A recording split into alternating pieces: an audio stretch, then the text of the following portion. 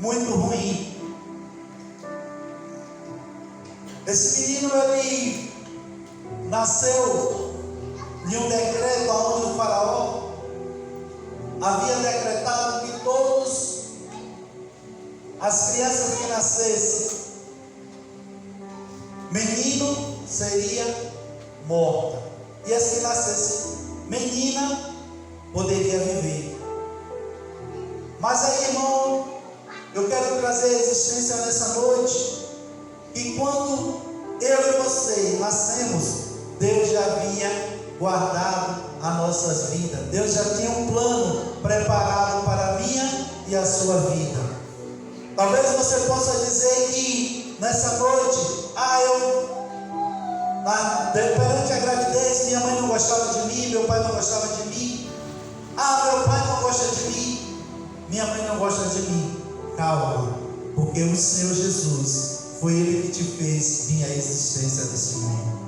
Foi o Senhor Jesus que te formou e te escolheu. Por isso que você está aqui nessa noite.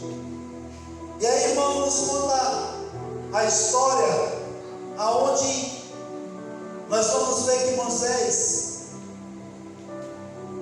no tempo do faraó, aonde os israelitas eles entraram no Egito, não foi pelas janelas, ele entrou no Egito pela porta, convidado pelo aquele faraó, aonde José foi governador. Mas o tempo foi passando, e aí o que aconteceu? Outros faraós foram vindo, outros faraós foram chegando, e perceberam que o povo israelita estava se crescendo muito, muitos estavam se prosperando muito, os israelitas, e o faraó da época ficou com medo, e ele disse, baixou um decreto, aonde Arão mais Joquebede já havia tido 2 filhos, né? Quem era o nome dele, dos 2 filhos, antes de Moisés, que ele poderia me dizer? Quem? Arão e Miriam. Parabéns, pastor. O povo está afiado. E aí nasceu ali Miriam e Arão.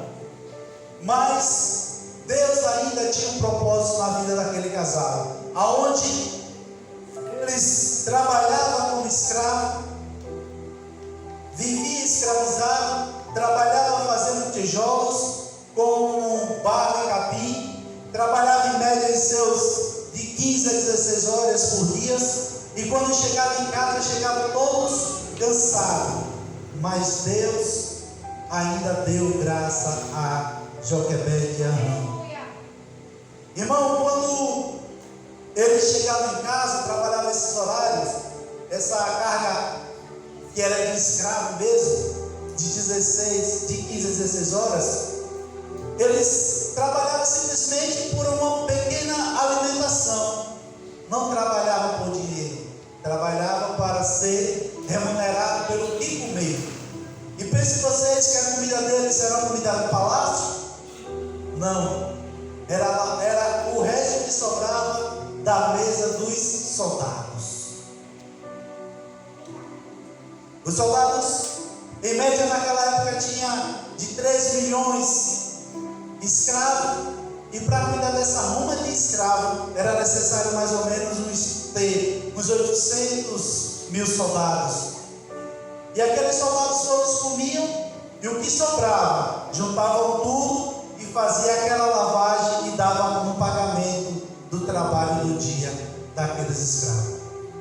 Mas bem, Deus havia um mistério na vida e na família de Joquebede e Arão. E aí, irmão, quando uma certa feita, a Bíblia não relata, falo eu, que Joquebede chega em casa para comer, depois de um dia cansado de trabalho, ela fala para Arão: não vou comer não. Por que não vai comer? Você não está com fome? Não, estou com enjoo. Ai. Enjoo, a última vez que você teve enjoo, você estava grávida de Miriam. E agora, irmão, naquele momento, de vez de ser uma alegria, foi uma preocupação para aquele casal. Por quê? Porque o faraó havia dado decreto que todas crianças que nascessem, se fosse menino, seria morto. E todos, irmão, e passou-se a gestação, eu estou conjecturando a história, e passou aquela gestação e de repente o menino nasce. E quando o menino nasce, vai uma parteira direto do Egito para fazer o parto de Joquebede. E quando vê um menino. E agora, irmão, para aquela família, a mãe que acabou de dar a luz ao seu filho, vê aquela mulher matar o seu menino. Ela já havia feito isso em várias vezes, em vários partos. Não era nenhum problema para ela. Mas só que quando eu disse a vocês no começo, que quando nós nascemos, Deus tem um plano. E quando Deus tem um plano, ninguém pode tirar você da face da terra, enquanto Deus não agir o plano na sua vida. E aí, irmão, se sente, chega a ser essa preocupação, mas aquela parteira não conseguiu matar aquela criança. Joquebede, no outro dia seguinte, tinha que voltar ao trabalho.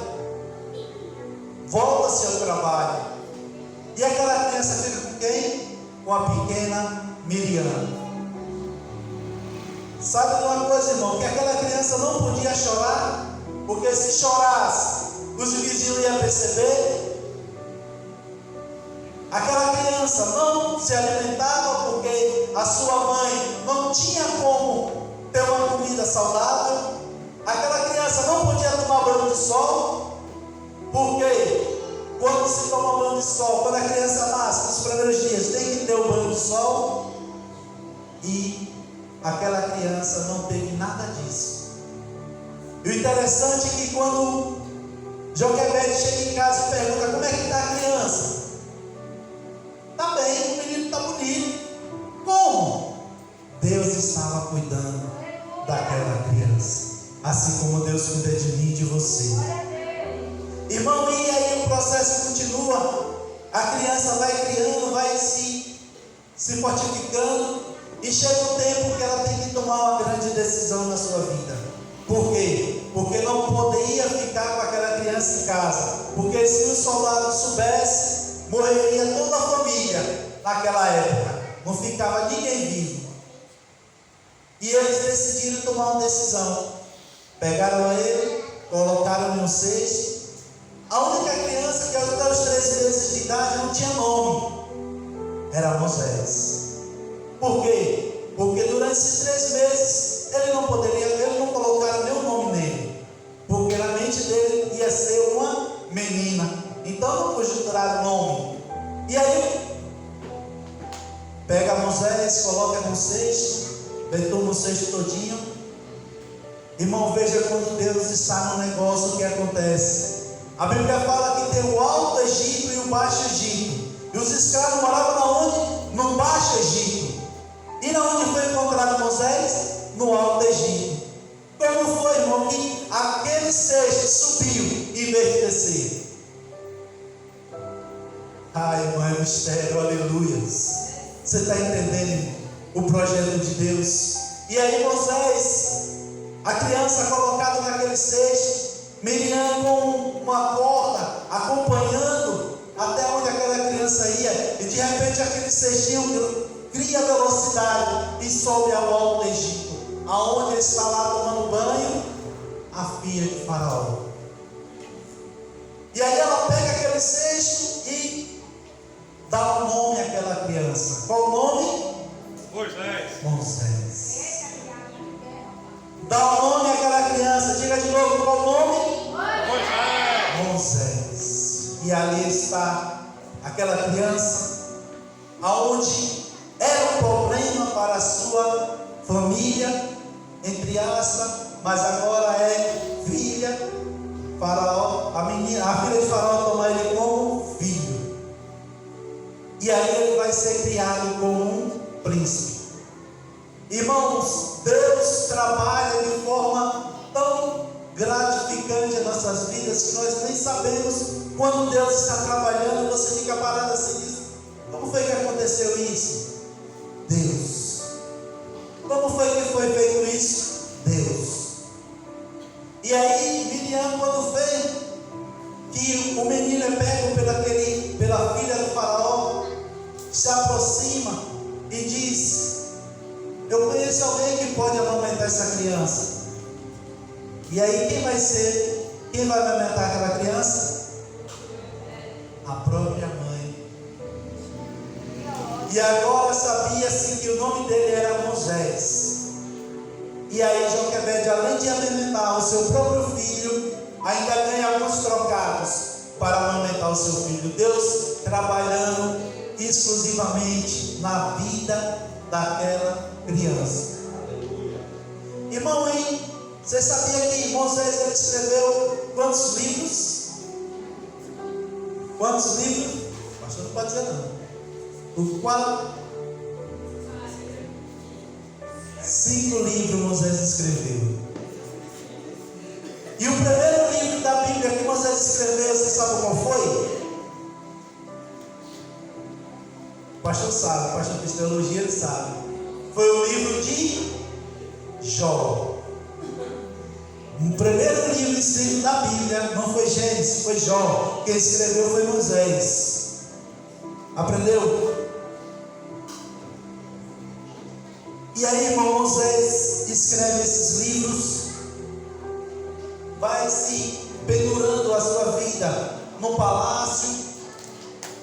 Ele não sabia quem era de verdade a sua identidade, mas chega um tempo que ele consegue saber quem era a sua família original, que ele era um hebreu. E aí Moisés sai do palácio, vai ver os hebreus trabalhando e comete aquele assassinato, né, que mata um homem que estava espancando um hebreu. E daquele tempo em diante Moisés foge do Egito, porque se ele ficasse no Egito ele seria morto. E Moisés segue para a terra de onde encontra Jetro. E ali Moisés começa a pastorear ovelha, tal, ainda vai Moisés. E de repente Moisés se torna um grande pastor de ovelha. Mas o povo de Israel estava lamentando a Deus, pedindo a Deus um libertador. Quem seria esse libertador? Porque o povo estava sofrendo, o povo estava cativo a Faraó. Deus nos ajuda, Deus manda o libertador. Deus, o povo nem imaginava, irmão, que o libertador estava sendo preparado. E de repente, Moisés acorda em um dia de sua vida, vai levar as ovelhas até o rebanho, até o monte. Ovelha, irmão, não come em cima de monte. Quem come em cima de monte é lobo, Mas Moisés está no monte, deixa as ovelhas ali, e quando ele olha para cima, vê aquela sarça ardente. Ele chega até lá, e Deus diz: Moisés, tira a sandália dos pés, porque o lugar que tu está pisando é a terra santa. E Deus fala com Moisés, aonde ele fala que ele será o libertador do povo de Israel. E aí Moisés segue o desejo de Deus, que é libertar os escravos, o seu povo.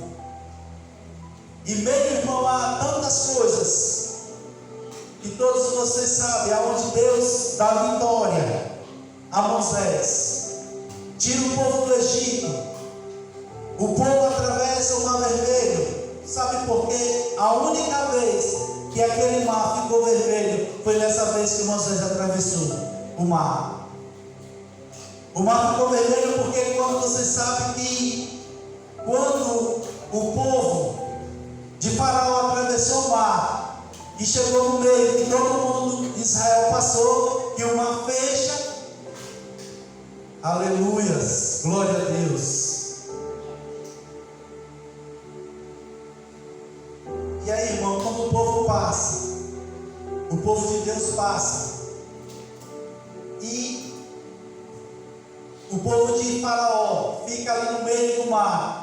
Todos são destruídos e são dilacerados, tanto os cavalos como os homens. E aí se torna aquele grande mar vermelho de sangue, se torna aquela mancha de sangue sobre o mar. Por isso que se rodou o nome Mar Vermelho, por conta desse episódio que aconteceu naquele tempo. E aí, irmãos, segue-se Moisés. A Bíblia vai dizer que Moisés foi um homem que falava com Deus face a face. Moisés subiu ao monte para buscar Deus, onde Deus lá deu as leis lá de Hebreus. Deus falava com Moisés. E chegou um tempo que Deus disse a Moisés: Moisés, sobe ao monte, porque eu quero falar contigo. E Moisés andava sempre com quem? Com Josué. E naquele tempo, irmão, quando subia Moisés e Josué ao monte, Deus falava. Mas nesse dia foi diferente. Moisés, quero falar contigo. Moisés já era de idade de 120 anos, quando Deus chamou ele pela última vez ao monte. E aí, quando Moisés chegou lá, Senhor, tu sabes que o monte tem 8 horas para chegar até lá de viagem. Imagina 8 horas de viagem para chegar no monte, em cima do monte. E ele ia lá. E nesse dia Deus disse para ele: olha, Moisés, só você sobe ao monte.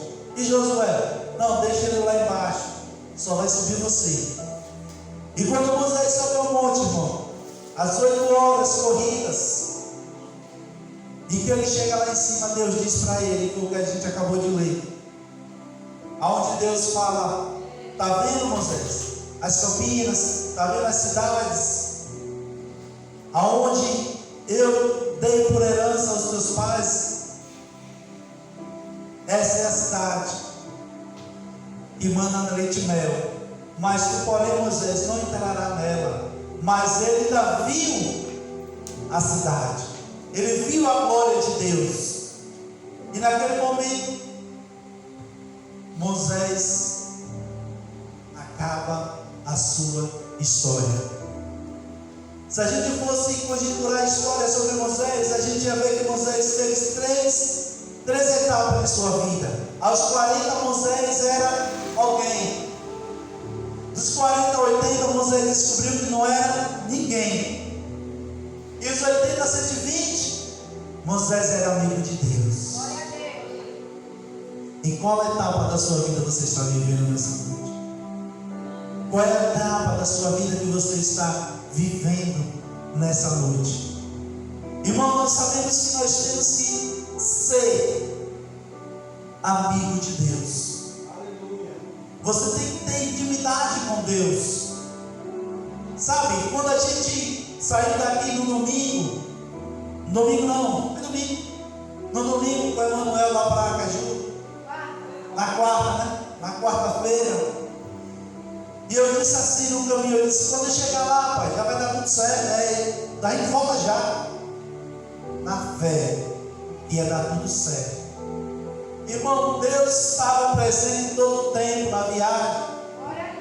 Deus estava colocando a mão sempre em todos os acontecimentos que estavam acontecendo ali presente, porque nós estávamos em um só espírito. E quando a gente chegou, irmão, na porta que desceu do carro, está ali ele, para não deixar eu mentir. O camarada estava onde? Do lado de fora. O que foi? Deslocou o braço. Foi bola? Foi? Não, tomando banho de piscina. Chega pra cá. Quase nem fiz a ficha. Chegou lá dentro. Vai embora. Cristina foi estacionar o carro. Quando ela já vinha para querer ir lá no hospital, ela ia embora. Já estava sem embora? Vamos embora, Chico. Deus trabalha desse jeito, irmão.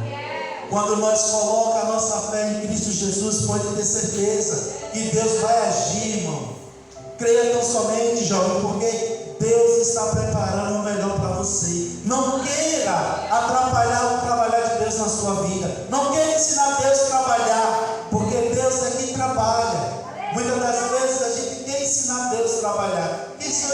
ensinar Deus a trabalhar? Sou ninguém.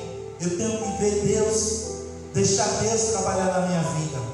Porque quando você deixa Deus trabalhar na sua vida, quando você anda teto a teto com Deus, você tem que andar na mesma velocidade que Deus. Você não pode andar velocidade contrária, ou na frente ou atrás. Você tem que andar na mesma velocidade com Deus.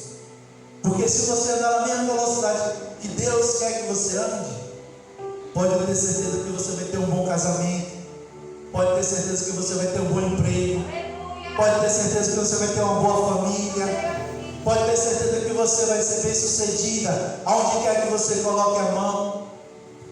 O que você pensar, Deus faz acontecer na sua vida. Agora, para isso, Moisés foi o único, um dos únicos, que ninguém sabe onde foi enterrado, ninguém encontrou a sua tumba. Por quê? Porque foi o próprio Deus que o recolheu, como Enoque, como Elias.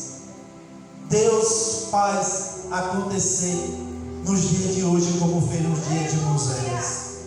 Basta somente eu e você crer e se colocar na brecha.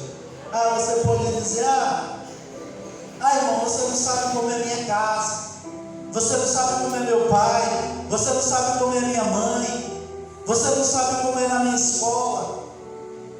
Seja a luz onde quer que você esteja. Não queira tão somente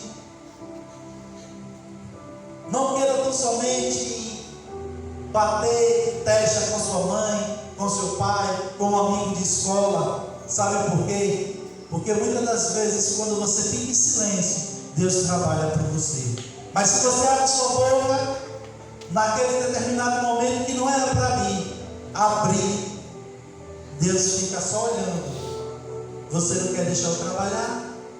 Então, você vai ter as suas consequências. Mas quando eu e você deixa Deus trabalhar, pode ter certeza que Deus vai agir na sua vida, na vida da sua casa, na sua família, na vida do seu pai.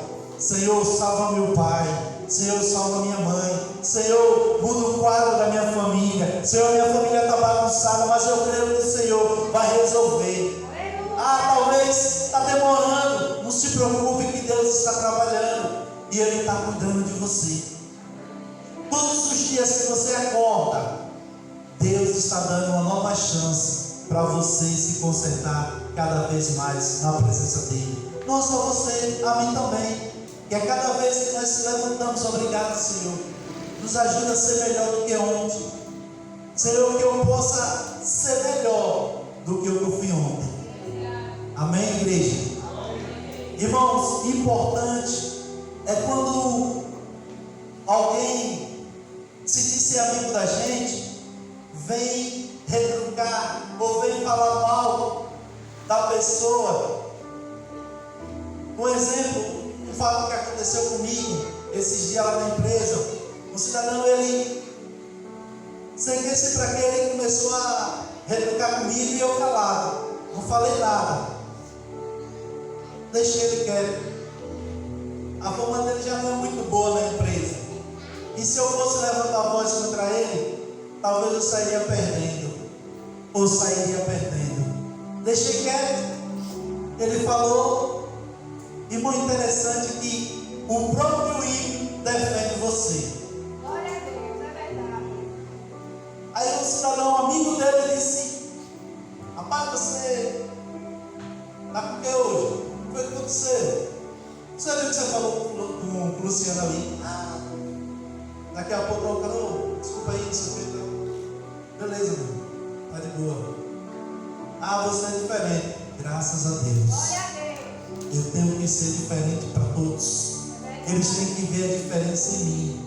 Porque senão, irmão, que adiantaria eu estar servindo a Deus se eu não sou diferente perante a sociedade, perante os meus colegas? Eu tenho que ter o respeito deles. Por quê? Porque eu sou servo do Senhor Jesus Cristo. Eu sou servo do Altíssimo. Aonde quer, irmão, que você seja diferente. Porque Deus será o seu justificador. Não queira ser justificado. Não. Deixe que Deus seja seu justificador. E assim, irmão, Moisés, ele seguiu a sua trajetória como Deus queria. Que nós possamos, irmão, estar firme na presença do Senhor. E quando chegar o grande dia, que nós possamos estar no primeiro toque dessa trombeta. Que nós possamos estar sempre adorando ao Senhor em espírito e verdade.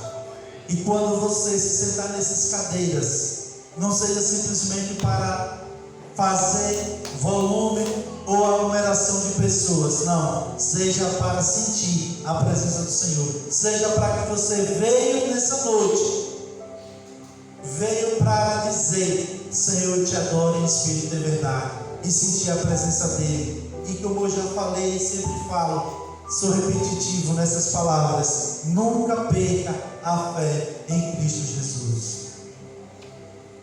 Carol leu nessa noite em Eclesiastes 3 que fala tempo para tudo. Qual é o tempo do Senhor na sua vida hoje? Qual é o tempo do Senhor na sua vida? A todo dia que nós acordamos alegre? Não. A todo dia que nós acordamos com disposição? Não. Mas há um dia que você se acorda sem disposição, aquele momento que você se abre os olhos, aquele desânimo, sabe o que você vai falar? Senhor, tu és a minha fortaleza. Senhor, tu és o meu ânimo. Tristeza, ânimo, vai-se embora. Desânimo, vai-se embora. Por quê? Porque eu sirvo a um Deus vivo. E Deus vai velar por você nesse dia. Não queira, possa até pensar de querer chutar o balde, que nem fala aí fora. Possa até pensar de querer chutar o pau da barraca. Possa até pensar de dizer: não vou mais para a igreja. Sim, Deus é culpado pela situação que você está passando? Não. Se você chutar o pau da barraca, se você chutar o balde, o que vai acontecer? Vai cair por cima de você. O balde vai lhe molhar. Talvez você pode até machucar seu pé. E aí vai ser pior. Mas estamos conjecturando essa fala. Mas pode ter certeza que Deus, Ele nunca vai querer que você se afaste da presença dEle. Por mais problema que você tiver, pode ter certeza que você vai ser mais do que vencedor. Mas para que isso aconteça na minha e na sua vida, temos que estar em obediência com o Eterno. Obediência com o Eterno é tudo. Nessa noite foi falado em oração sobre a vida dos filhos dos pastores. Irmão, pastor, ele não é super-homem. Os filhos dele também não são. Todos nós temos algo nessa vida e podemos se dizer: será que é um carro? Não. Deus endireita todo tipo de qualquer caminho. Basta eu e você querer. Se a gente, o cara que roubava, ele diz: hoje eu não vou mais roubar, vou me converter ao Senhor, e se entrega a sua vida a Jesus. Nunca mais ele vai pensar em fazer nada de errado. Se o camarada pensava em se prostituir, ele vai dizer: hoje eu não quero mais fazer isso. Vou seguir a Jesus, e segue a sua vida a Cristo. E não vai fazer mais o ato que desobedece e entristece o coração de Deus. Então tudo na minha e na sua vida é uma escolha. E essa escolha, irmão, Deus nos dá o privilégio de escolher e escolher. Deus, Cristo está presente na minha e na sua vida, mas a escolha de sermos bem-sucedidos é de Deus. A escolha de ser bem-sucedido é de Deus. É minha escolha. Quem vai dizer que eu vou descer de degraus daqui a pouco é eu. Deus sabe que eu posso fazer isso, então Ele vai permitir que eu faça. Mas aquilo que eu não posso fazer, Ele vai fazer por mim. E o que é que eu não posso fazer? É entregar os problemas na mão do Senhor E eu tenho certeza que aquele problema, que aquela situação, Deus já está resolvendo na minha e na sua vida. Quem crê? Amém. Quem crê? Amém. Amém. Então, nessa noite, eu encerro agradecendo a Deus por essa palavra. Foi um apanhado rapidamente aí sobre a vida do nosso irmão Moisés. Então, que Deus continue abençoando todos vocês e que vocês nunca percam a fé em Cristo Jesus. Por mais que o mar esteja bravio, pense tão somente que a tempestade vai passar, a escuridão vem, mas amanhã tudo será lindo em nome de Jesus. Amém?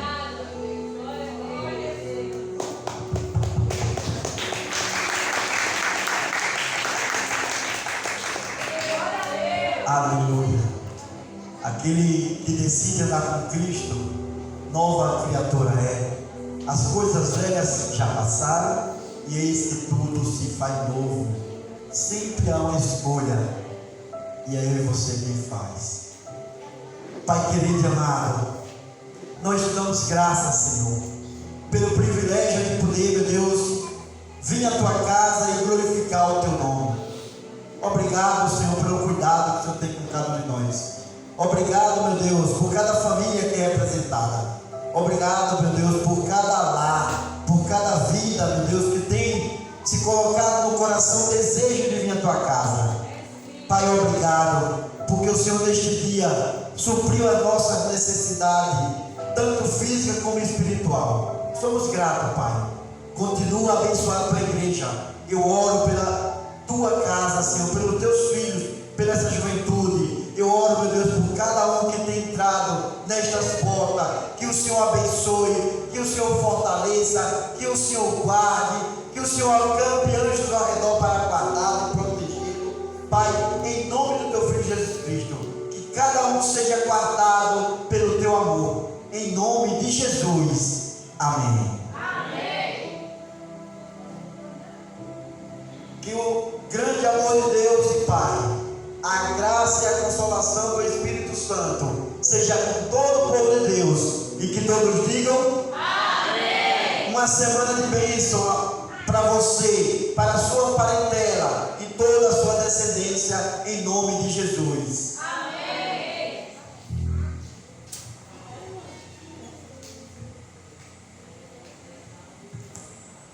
Amém. Glória a Deus. Vamos continuar adorando nosso Deus, que é digno de honra e de glória. Amém.